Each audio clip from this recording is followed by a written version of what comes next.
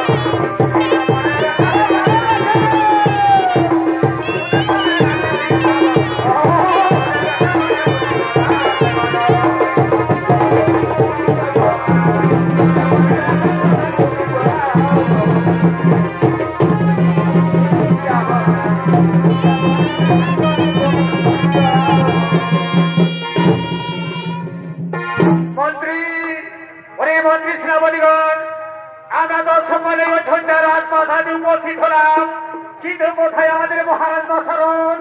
সোনামন্ত্রী শ্রাবণীগণ, আমরা সকলে মিলে আহ্বান করি মহারাজ রাজা দশরথে।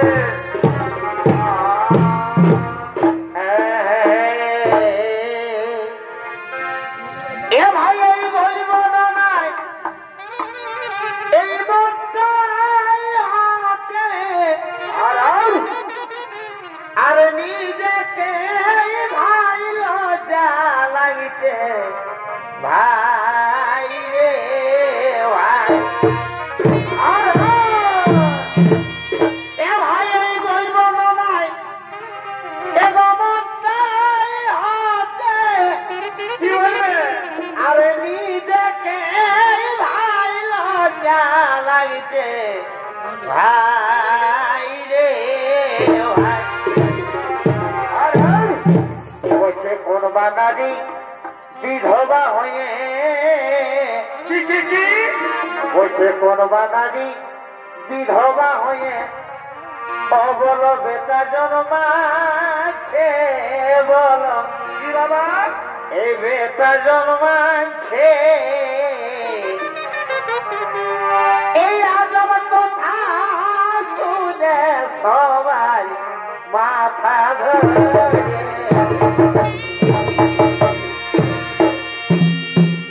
এই শাস্ত্রে এ প্রমাণ দিয়েছে শাস্ত্রে এ প্রমাণ দিয়েছে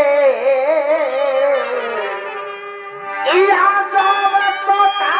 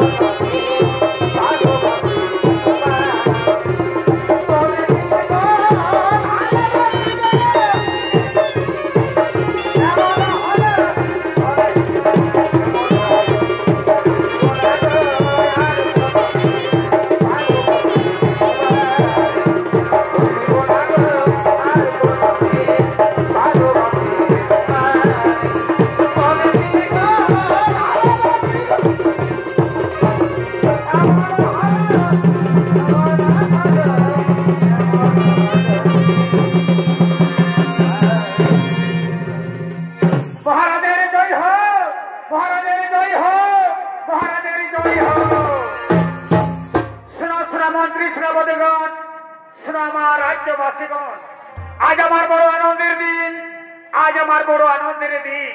আমার চাচি পুত্র রাম লক্ষণ ভরত শত্রুঘ্ন তারা সকলেই বড় হয়েছে, আমি তাদের সকলের বিবাহ দিয়েছি।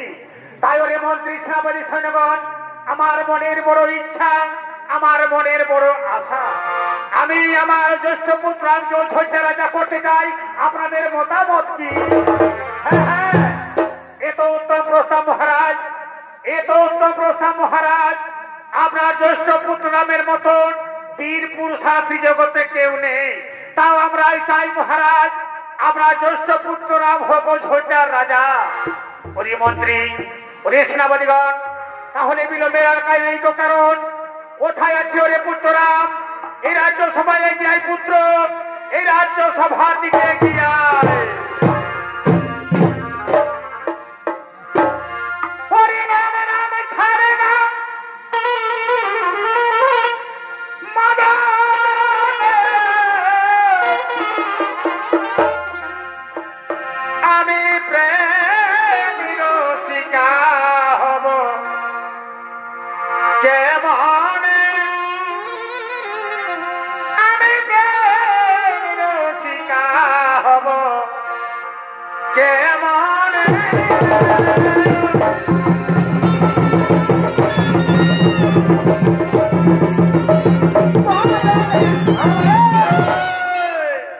এরা হলেন অযোধ্যার অধিপতি মহারাজের দুই পুত্র রাম এবং লক্ষ্মণ এই রাম লক্ষ্মণের ভূমিকায় আমাদের মহান মঞ্চে নৃত্য পরিবেশন করবেন দুই তরুণ নৃত্যশিল্পী পিন্টুলাল মাহাতো জীবন চন্দ্র মালাকার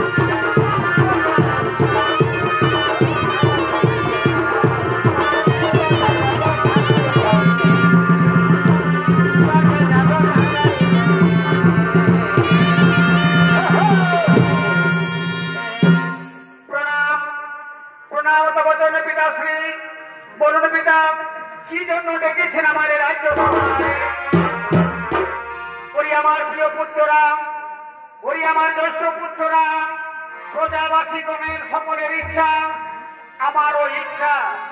আগামীকাল সুপ্রভাতে তুই হবি পুত্র ঝোটার রাজা, তুই হবি পুত্র ঝোটার রাজা। না পিতা, এ কেমন করে সম্ভব হবে পিতা? আপনি স্বদেহে থাকলে আমি কেমন করে ও ঝোটা রাজা হব? না পিতা, আমি রাজা হতে পারবো না। পুত্ররা, আমার যে বৃদ্ধ অবস্থা বাবা, এই বৃদ্ধ অবস্থায় আমি রাজ্য পরিচালনা করতে পারি না। তাই তুই পিতার কথা মন্ড না করে তুই হবি পুত্র ঝোটা রাজা, তুই হবি পুত্র ঝোটা রাজা। হ্যাঁ হ্যাঁ পিতা, পিতার আদেশ পালন করা হলো পুত্রের কর্তব্য। তাই আপনার আমি আদেশ অক্ষরে করিব পালন। আমি সমস্ত প্রজাবাসীগণকে পুত্রের সহিত ভালোবাসা দিয়ে আমি হব ঝোটা রাজা পিতা, আমি হব ঝোটা রাজা। প্রণাম প্রণাম তব জন্য পিতা। তাহলে এখন আমি আসি পিতা, তাহলে আমি এখন আসি।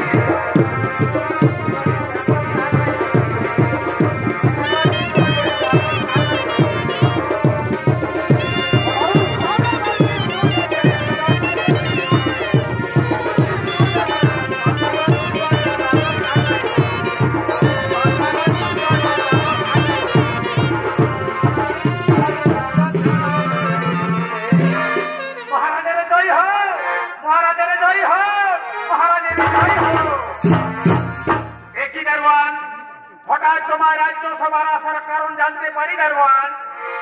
ওগো মহারাজ, ওগো মহারাজ, রাজমাতা কইকেয়ী এক্ষুনি আপনার দর্শন চাই মহারাজ। রাজমাতা কইকেয়ী এক্ষুনি আপনার দর্শন চাই। ও, তুমি এই বার্তা নিয়ে এসেছো? শোনো দারোয়ান, তুমি মহারানী কইকেয়ীকে বার্তা পাঠিয়ে দাও, আমি এক্ষুনি গিয়ে তার পক্ষে দর্শন করবো।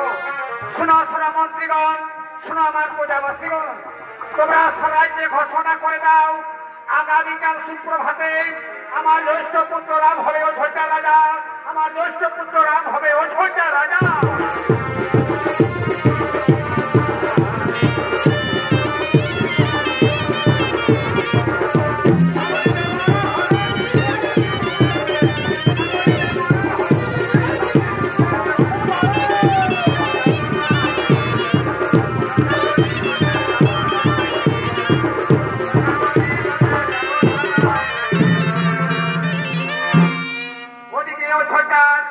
মহারানী রাজমাতা কইকেয়ী তার দাসী মন্থরা আগমন করবে। মিলন হবে কত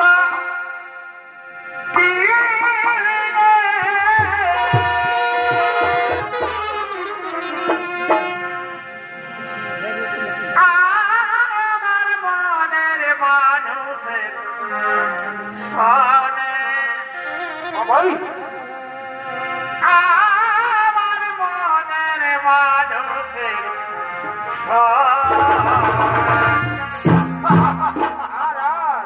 ওরে বাবুরা, কি বাবা ভালো আছো না রে বাবা? না না, কেউ দেখছি নেই না, ঘুম আছে। কি বাবা, বছর দিনের মেলা বাবা, বছর উঠো ওঠো। মিলন হবে কত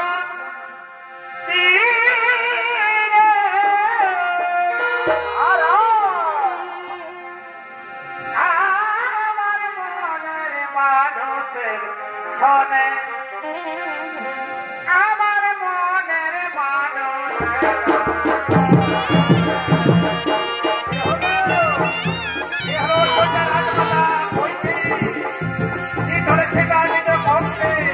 সঙ্গে রয়েছে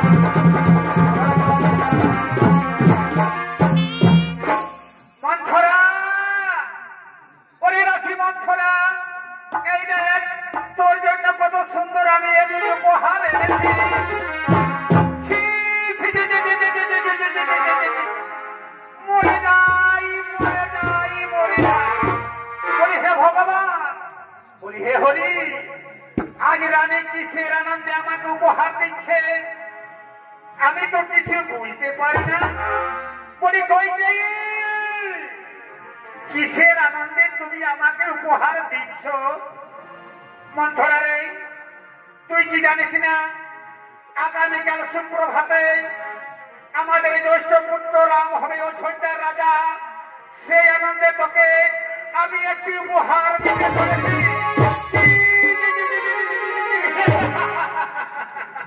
হে ভগবান, হে হরি, আমি কি মরে ধরেই মরি? আমি রানীকে দেখি করে বুঝাতে পারি? বলে কইকেয়ী, কি বললে রানী? রাম রাজা হবে সেই আনন্দে আমাকে উপহার দিচ্ছ, কিন্তু তুমি কি জানো রাম যদি রাজা হয় তাহলে তোমার পুত্র ভরত হবে দাস, আর তুমি হবে অযোধ্যার রানী। মন্থরা, তুই এ কথা বলিস না রে।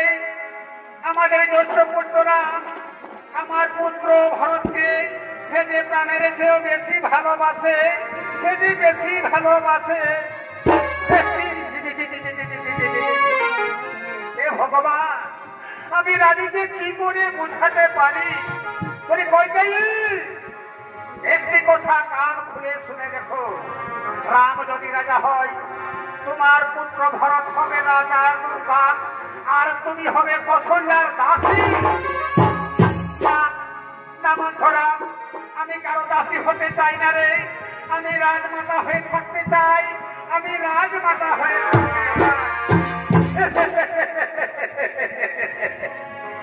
কইকেয়ী, তুমি যদি রাজরানী হয়ে থাকতে চাও তাহলে আমার কথা শোনো, আমার কথা মতো তুমি চলো। মন্থরা রে, প্রিয় দাসী মন্থরা, তুই একটি আমায় বুঝিয়ে বল না। আমি বড়ই বোন, এই রাজপ্রাসাদে তুই ছাড়া আপন আমার কেউ নেই। বলবো, অবশ্যই বলবো রানী। আমি তোমাকে কোলে পিঠে করে মানুষ করেছি। তোমার দুঃখ, তোমার দুর্দশা আমি কিছুতেই সহ্য করতে পারবো না। শোনো রানী, মনে পড়ে তোমার সেই দিনের কথা? দেবাসুর সংগ্রামের সময় মহারাজ দশরথ অসুস্থ হয়ে পড়েছিল। তখন তুমি তাকে অতি সেবা যত্ন করে তার জীবন দান করেছিলে। তখন মহারাজ দশরথ তোমাকে দুটি বর দিতে চেয়েছিল না? চেয়ে নাও রানী, সেই দুটি বর এখন চেয়ে নাও। তুই একটু আমায় বুঝিয়ে বল না, আমি মহারাজের কাছে কি বল চাইব? আমি মহারাজের কাছে কি বল বলবো? অবশ্যই বলবো রানী। শোনো রানী, তোমার কথা বর হবে রামের জায়গায় তোমার পুত্র ভরতকে তুমি করো অযোধ্যার রাজা। আর দ্বিতীয় বলে রামচন্দ্রকে দাও 14 বছর কি বলি মন্থরা, কিন্তু মহারাজ কি মেনে নেবে? মহারাজ কি মেনে নেবে এই কথা? রানী অবশ্যই মানবে।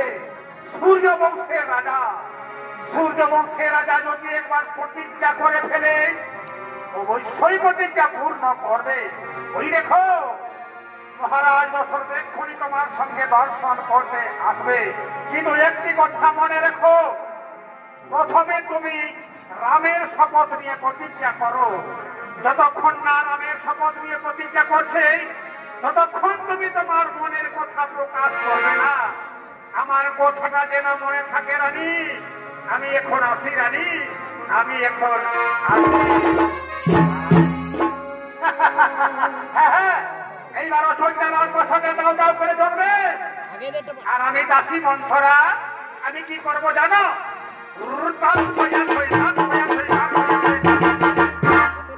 জয় সীতারাম। কি বাবা, কোনটাই আসিয়েছি হে? বোধা বানো তো মালুম হচ্ছে না। না বাবা, কমিটির বেড়ে জুজ আছে। না না না, আমি নিজেই যেতে পারবো। এই যে এই যে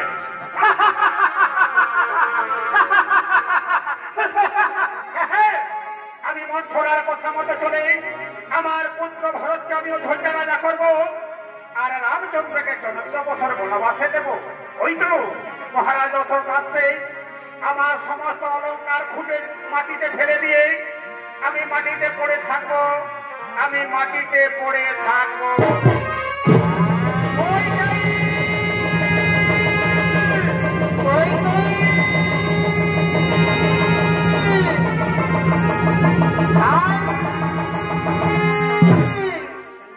একই রানী, তুমি রাজ সিংহাসন ছেড়ে কেন মাটিতে পড়ে রয়েছ?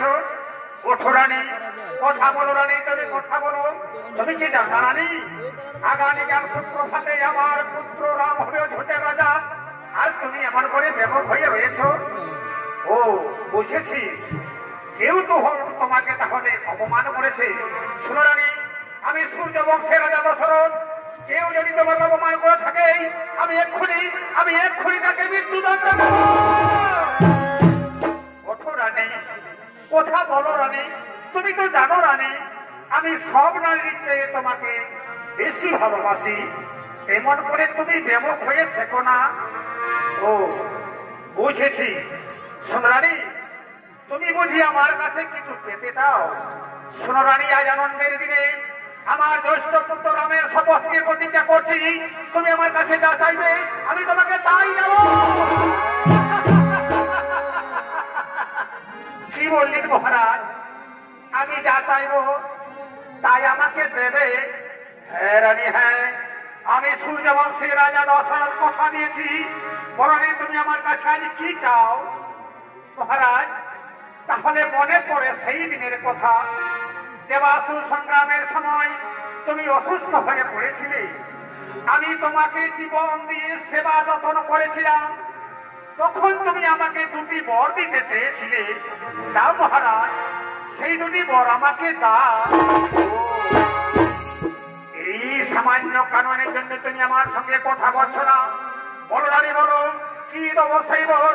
আমি সূর্য বংশের রাজা, এক্ষুনি সঙ্গে সঙ্গে তোমায় মহারাজ। তাহলে শুন আমার সেই 2টি বর। আমার প্রথম বর হলো আমার পুত্র ভরত হবে অযোধ্যার রাজা, আর দ্বিতীয় বরে রামচন্দ্রের হবে 14 বছর।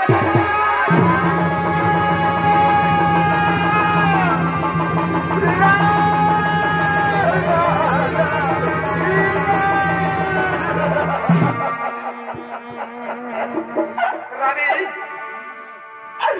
কি বললে রানী তুমি? তোমার পুত্র ভরত হবে অযোধ্যার রাজা, আমার প্রিয় পুত্র রামের হবে 14 বছর বনবাস। রানী, আমি রামকে মরে দিতে পারবো না রানী, আমি রামকে মহারাজ, তুমি না সূর্য বংশের রাজা, সূর্য বংশের রাজা হয়ে যদি তুমি প্রতিজ্ঞা ভঙ্গ করো তাহলে সূর্য বংশের কলঙ্ক হবে তুমি, সূর্য বংশের কলঙ্ক হবে তুমি। রানী, এত বড় শাস্তি আমায় দিও না রানী। তোমার পুত্র ভরতকে তুমি অযোধ্যার রাজা করো, আমি স্বীকার করলাম, কিন্তু আমার রামকে তুমি বনবাসে দিও না রানী।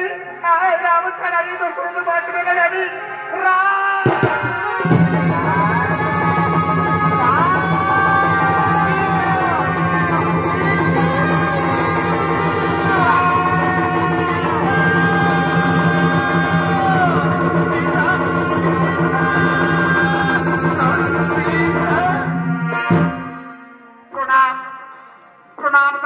পিতা, বলুন পিতা, কি জন্য আমায় ডেকেছেন? আপনি একই পিতা, রাজ সিংহাসন ছেড়ে কেন মাটিতে পড়ে রয়েছ? উঠো পিতা, কথা বলো পিতা, তুমি কথা বলো। মা, মা গো, তুমি তো আমার মা, তুমি বলো না মা, আমার পিতা কেন রাজ সিংহাসন ছেড়ে মাটিতে পড়ে রয়েছে? কেন আমার সঙ্গে কথা বলছি না? তুমি বলো না মা, তুমি বলো না। শোনা, তোর পিতার কাছে আমি 2টি বর পেয়েছি, সেই 2টি বর আমায় দিতে পারছে না বলে তোর পিতার এই দশা হয়েছে। বাবু, তুমি বলো মা, কি বাবা সেই বর আমি পুত্র হয়ে পিতা আমি নিষ্পদ করবো তুমি বলো মা তোমার কি তোমার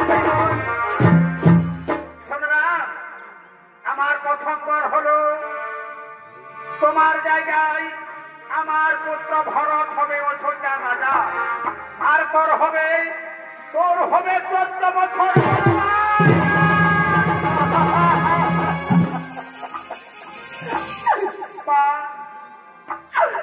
মা গো তুমি একটি কথা শোনালে মা আমার ছোট্ট ভাই ভরত হবে অযোধ্যা রাজা আর আমার হবে 14 বছর বনবাস মাগো তুমি তো আমায় আশীর্বাদ করেছো মা আমি তো রাজা হতে চাই না মা আমি তো চাই মা 14 বছর বনবাসে গিয়ে সমস্ত মুনি ঋষিদের সঙ্গে দর্শন করে আমার জীবন আমি ধরতে পারবো আমি রাজা হব না মা আমি রাজা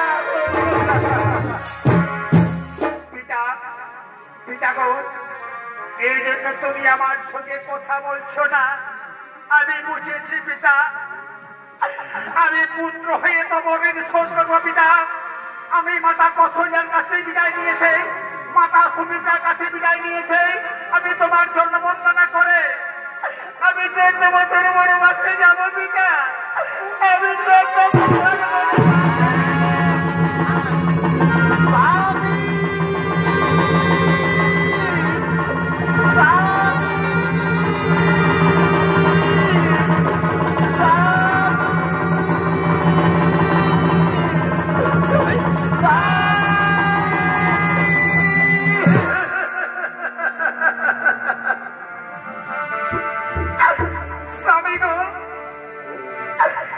তুমি কি করলে স্বামী আমার পুত্র রামকে তুমি 14 বছর বনবাসে দিলে স্বামী আমার পুত্রকে তুমি 14 বছর বনবাসে কৌশল্যা তুমি এসেছো কৌশল্যা ওঠো কৌশল্যা আমার কোনো দোষ নেই কৌশল্যা আমার কোনো দোষ নেই ওই কলঙ্কির নারী এই দুরাচিনী এই কান ফাটির জন্য আমার এই দোষ স্বামী গো আমার পুত্র রাম যদি আমাকে ছেড়ে 14 বছর বনবাসে চলে যায় তাহলে আমি কেমন করে অযোধ্যা রাজপথে থাকবো স্বামী তুমি আমার পুত্রকে বনবাসে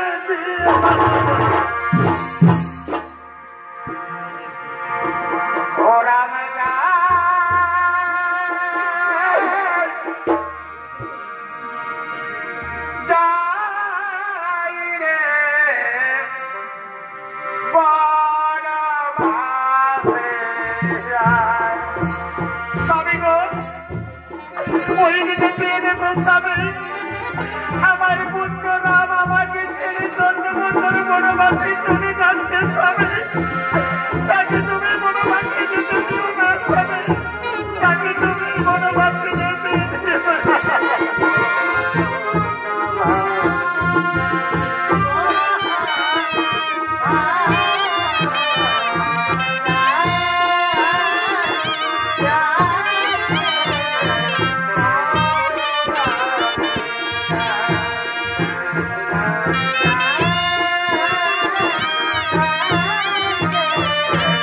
Oh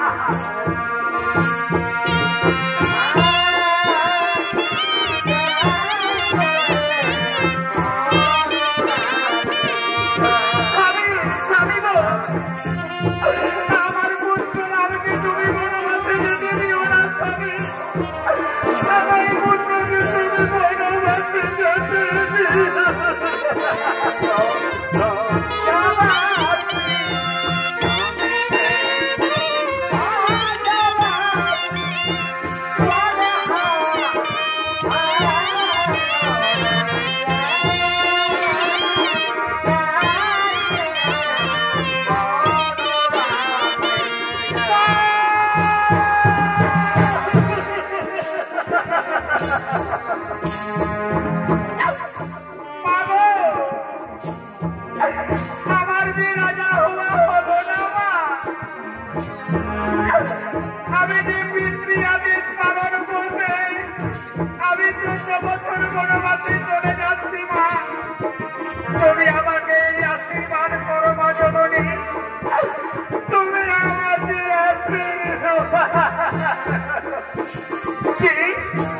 কি বলি পুত্র, তুই 14 বছর বনবাসে চলে যাবি, আর এই উপাগিনী মায়ের কাছে তুই আশীর্বাদ নিতে এসেছিস পুত্র। ওরে পুত্র, আমি তোকে কেমন করে বিদায় দিতে পারবো বাবা, আমি যে তোকে বিদায় দিতে পারবো।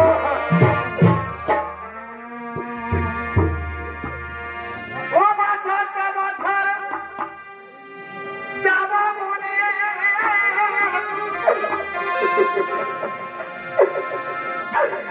এ বাবা তুমি কেন কেনে নিশ্চয় বিধি করিবে,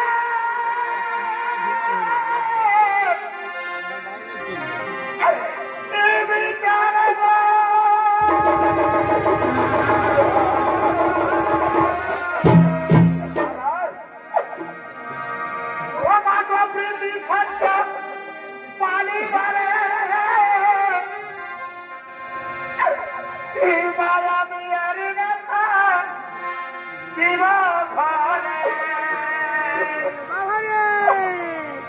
আমি সচিব মা,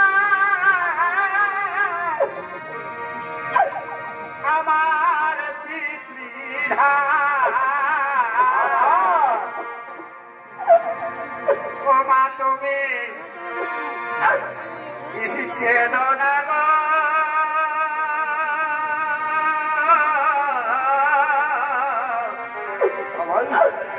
আমি মাতার গুণের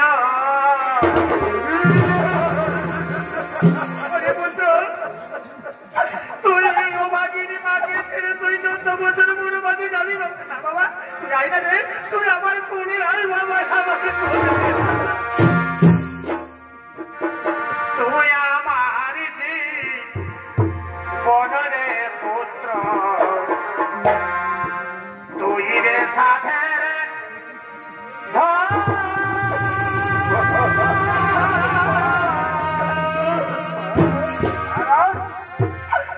তোরে বিনা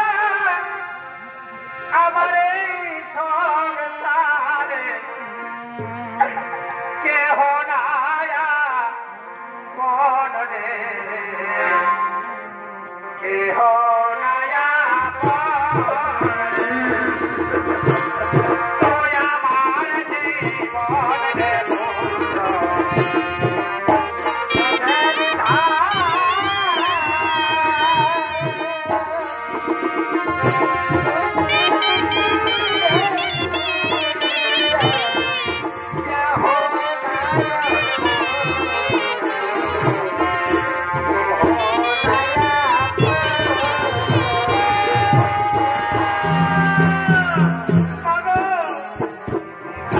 তুমি যদি এইভাবে কেন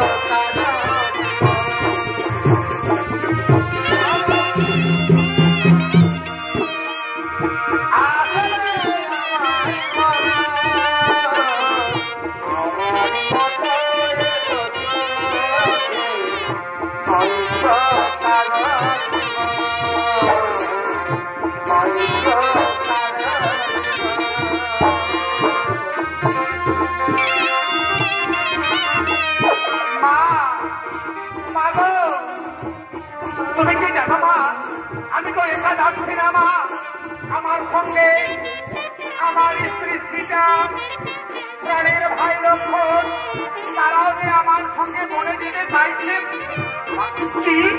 কি বলে পুত্র? আমার পুত্র বন্ধু সীতা তোর সঙ্গে বনবাসে যাবে।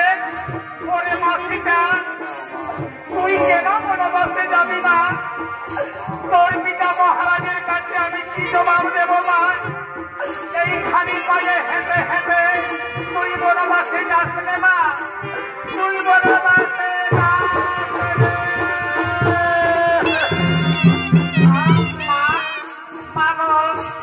তুমি তো জানো মা, নারীদের স্বামী হলো ভগবান। তাই আমার স্বামী 14 বছর বনবাসে চলে যাবে, আর আমি কেমন করে বছরটা রাজপ্রাসাদে থাকবো মা? আমার স্বামীর সেবা করতে আমি 14 বছর বনবাসে যাবো মা, আমি 14 বছর বনবাসে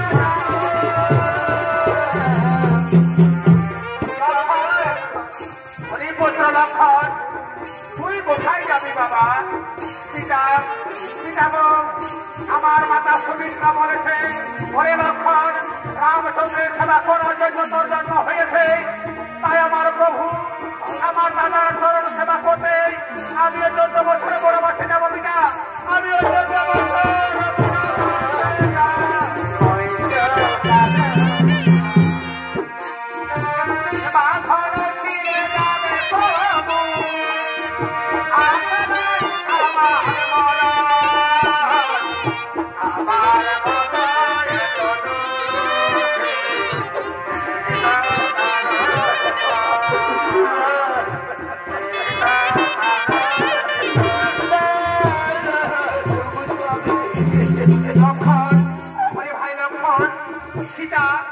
চলো ভাই, বৃষ্টি ভোর হতে চলেছে, আমাদের যাওয়ার সময় হয়ে গেছে ভাই। চলো আমরা পিতা মাতার চরণ বন্দনা করে আমরা পিতা মাতাকে বিদায় নিয়ে আমরা 14 বছর ভোর বৃষ্টিতে চলে যাবো বনবাসে। পিতা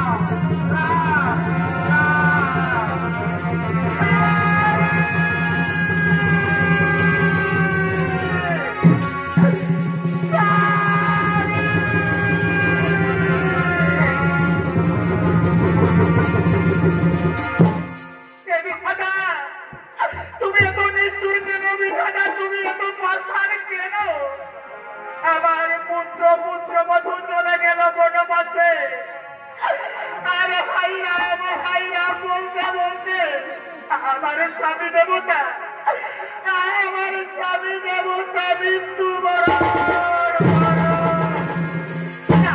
আমার এই জীবন আমি রাখতে চাই না, আমার এই জীবন আমি আমি রাখতে চাই না। আমার জন্য রামের বনবাস হলো, আমার জন্য আমার স্বামী দেবতা, আমার স্বামী দেবতা মৃত্যু হলো।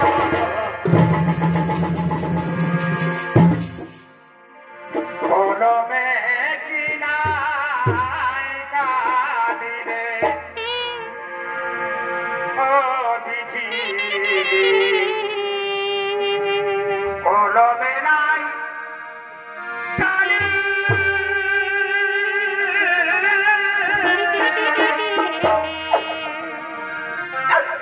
আমার পোড়া কপালে সেই কি লিখে ছিলি রে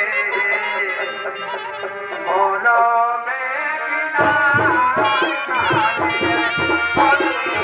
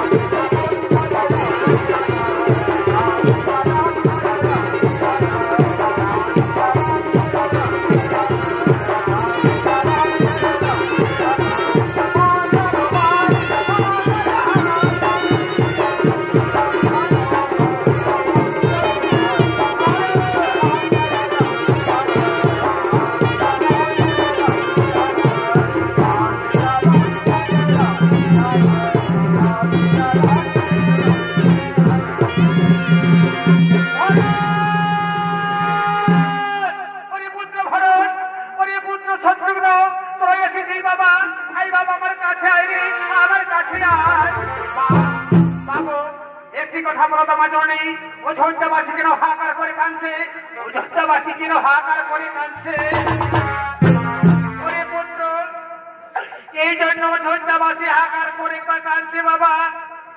আমি তোকে রাজা করতে গিয়েছিলাম, আর তোকে রাজা করতে গিয়ে আমি রামচন্দ্রকে 14 বছর বড়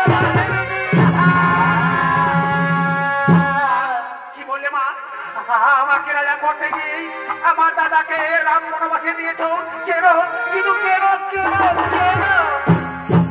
পুত্র, আমি অন্যায় করেছি, আমি ভুল করেছি, তুই আমাকে ক্ষমা করে দে পুত্র, তুই আমাকে ক্ষমা করে দে। আমি তোমাকে কিছুতেই ক্ষমা করতে পারবো না, আমার প্রভুকে দিয়েছে বনবাসে, আমি তোমাকে ক্ষমা করতে পারবো না। পুত্র, আমি মা হয়ে তোর কাছে ক্ষমা করে চাইছি বাবা, তুই আমাকে ক্ষমা করে দে রে, তুই আমাকে ক্ষমা করে দে। বাবু, আমার পিতার জন্য আমার মন কেন টুকরে টুকরে কাঁদছে? তুই বল না মা, আমার পিতাশ্রী, আমার পিতা ভালো আছেন তো? ওরে পুত্র, আজ আমাদের সব কিছু শেষ হয়ে গেছে বাবা। রামচন্দ্র বনবাসে যাওয়ার কালে হাই রাম বলতে বলতে তোর পিতা